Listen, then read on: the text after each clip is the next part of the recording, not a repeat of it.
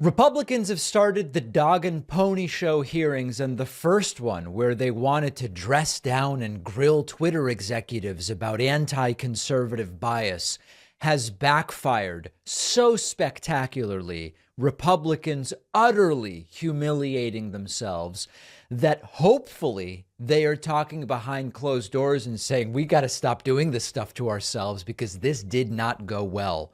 The whole point here was to bring Twitter executives in front of a House panel and to grill them and expose how they were blocking Trump and banning conservatives and all of these different things. They did nothing of the sort, and in fact only confirmed how clueless and ignorant they are about everything from the way technology works to what the First Amendment is and isn't, but we will get to that. Let's look at some clips. Here is a Lauren Boebert, furious, principled, defiant, saying, who the hell do you think you are when you silenced me or something? Take a listen to this. Did you shadow ban my account? Yes or no? Did you shadow ban my account? Again, not to the best of my recollection. So the answer is, Mr. Roth, yes, you did. I found out last night from Twitter staff that you suppressed my account for this tweet. It's a freaking joke about Hillary Clinton being angry that she seems completely unhinged. Couldn't rig her election. It's a joke. But in response, being the sinister overlords that you all are, you placed a 9. And I'm realizing part of the problem with why these things go wrong is their lack of ability to read out loud with proper tone and intonation. Lauren Boebert, understand, is reading this rant that's supposed to make Twitter look really bad, but because her reading skills translate, one of the things that sometimes can be useful when you're doing this type of thing is you develop a skill where anybody can really do it. You're reading one or two phrases ahead of what you're saying so that you can properly contextualize and have the right tone for what you're saying now, so it doesn't end up sounding weird when you get to the next thing. She just seems unable to do it, so she sounds very silly. Day account filter, so I could not be found. And now we see here that Twitter staff said the visibility filter on my account excluded me from top searches, prevented notifications for non-followers, and much more. This is considered an aggressive visibility filter. You silenced members of Congress from communicating with their constituents. You silenced me from communicating with the American people over a freaking joke. Now, who the hell do you think that you are? Who the hell do you think you are? This was really the theme. Acting as if criminal things took place and pretending that it only applied to right-wingers, which we now know, of course, that it did not. Then they brought in Clay Higgins, who just seems very dim and confused. Like, it genuinely doesn't seem like he even understands Twitter. And he seemed to be threatening these ex-Twitter employees with arrest for what crimes? I have no idea. Let's see if we can figure it out. You, ladies and gentlemen, interfered with the United States of America 2020 presidential election, knowingly and willingly. That's the bad news. It's going to get worse. Right. Because this is the investigation part. Later comes the arrest part. The arrest for what? For what crimes? Who's getting arrested? What are you even talking about? Attorneys are familiar with that. Mr. Chairman, I'd like to spend 5 hours with these ladies and gentlemen doing depositions, surely yet to come. But for right now, I'll yield the balance of my time to my... Yeah. Earlier during the event, and again, this is all, of course, this is all stage managed for an electorate, meaning people who vote for these Republicans who don't know any damn better. And I understand that.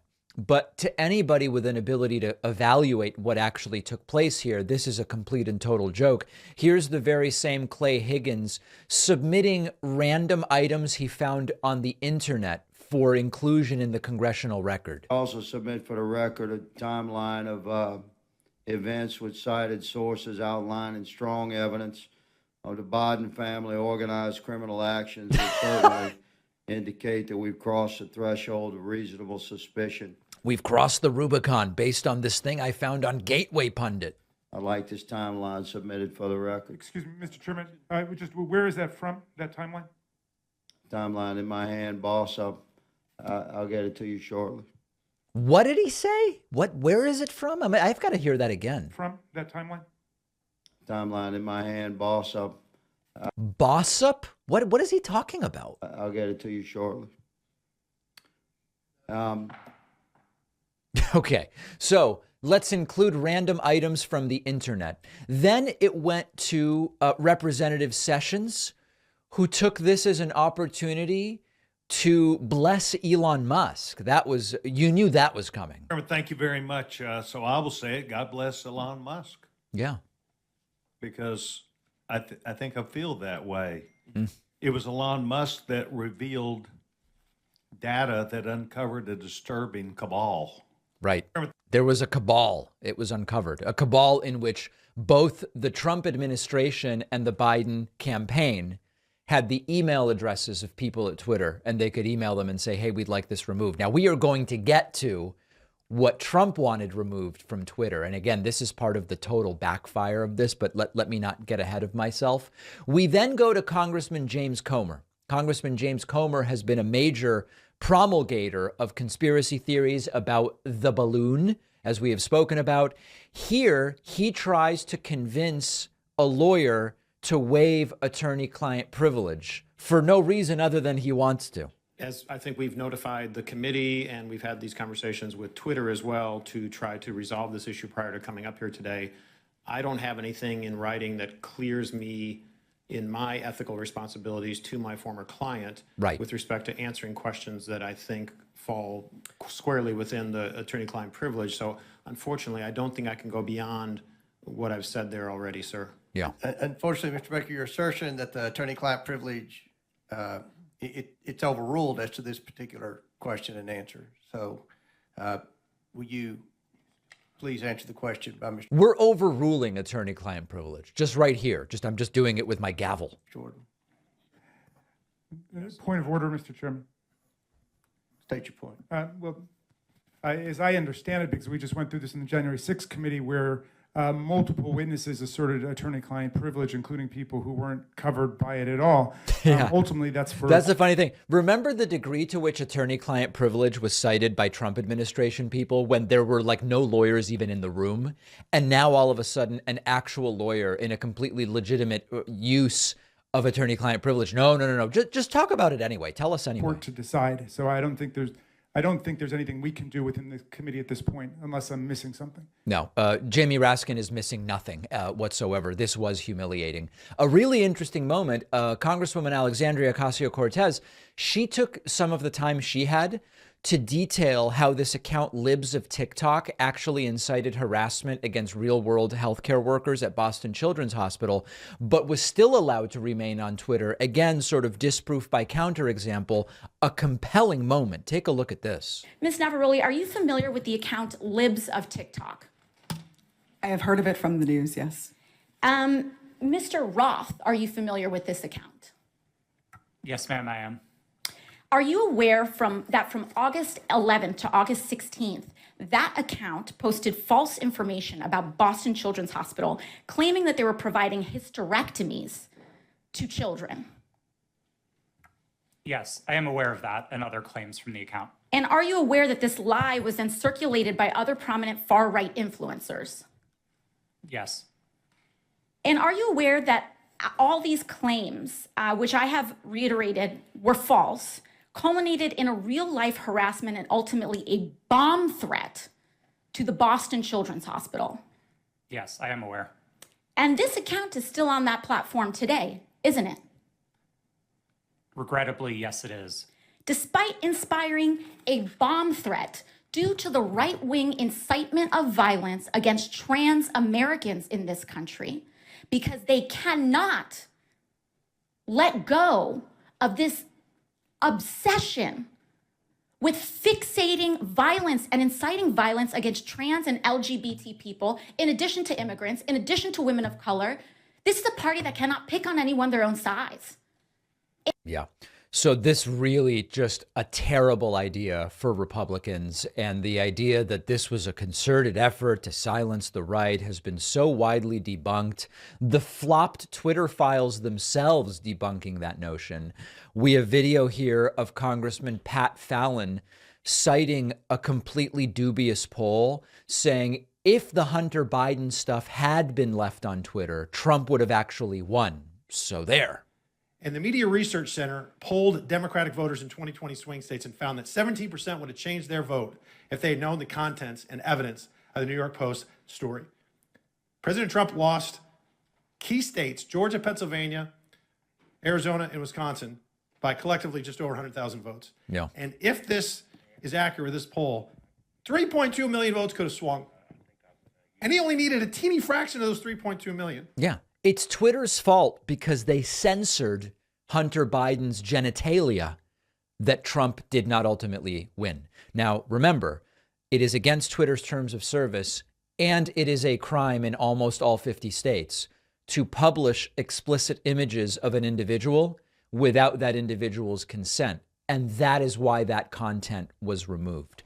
So we eventually got to a summary from Democratic Congressman Maxwell Frost, which is really good. I'm a fan of this guy so far from what I have seen, and his summary is completely correct. Sitting here for over 2 hours, and I'm still not really seeing the point of this hearing. Me neither. Is it to solve the problems of the American people, what people are struggling with? No. No.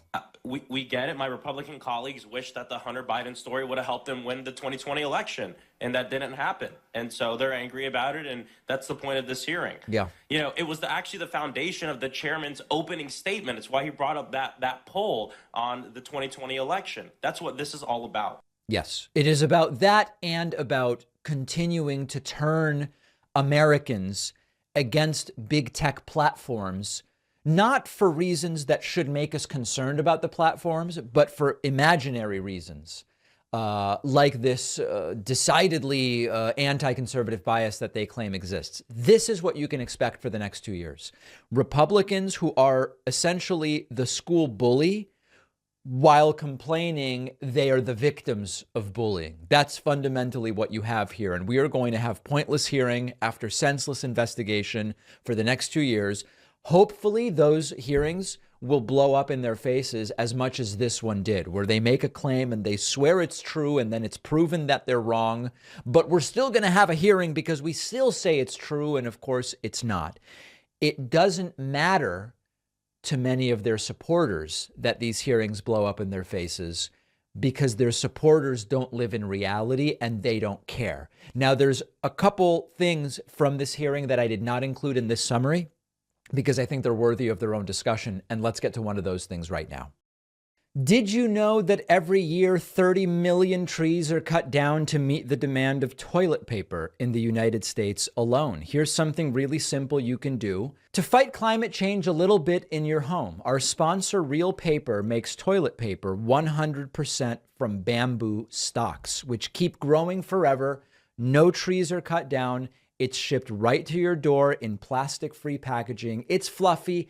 It's soft like regular toilet paper. You're not making any quality sacrifice. And for every box you buy, Real Paper donates to reforestation efforts across America through their partnership with One Tree Planted. So instead of the toilet paper you're currently buying, which cuts down trees and wastes plastic, use Real Paper, actively helping the planet. You can set up a recurring subscription so you're always stocked, or do a one-time purchase.